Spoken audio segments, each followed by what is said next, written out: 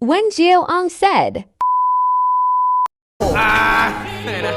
Tagal ko hindi ginawa to. Wala pa akong balak gawin, pero dahil sa inyo, ito na yun.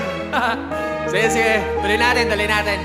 Madami ngayon sa kirapper, matino daw ako masyado. Matagal na po ako nagbago, sawa na ako magpakagago. Dami ng labanan na panalo, pumaldo na rin ang mga bako. Ngayon nasa na yung mga gago, tamang hirit na lamang ba ng balato? Kung inakala ninyo na madali lang lahat ito na gawin, akin ang tatapatin, nasasampalin yung mga pili magaling. Adik sa green, alak na gin, alol ka na, hindi ka natin, laka pa rin, kaya gawin. Hanggang ngayon nakaasa pa rin. Dami yung issue sa eksena, na-drop nyo kung may problema. Puro parinig, walang payanig, bukod sa baduy puta o ina. Tama na yung kababawan nyo, mga naunat kasabayan ko. Puro katangahan naman yung pinagdadala nyo ng katapangan nyo. Ako na ako sa Palawan bro, goods na ako sa galawan ko. Kaya sorry na sorry sa lahat ng naangasan ko. At sa mga kabataan, pumili ng kahangaan. Patunayan nyo ang salita, kayo ang pag-asa ng bayan. Isa lang ang aral na tinuro sa atin ng panahon ngayon. Kung ano man ang mayroon, di pang habang buhay yun. Kaya huwag nating sayangin ang bawat pagkakataon. Ang salitang bukas, kaya bukas meron pa bang ganun.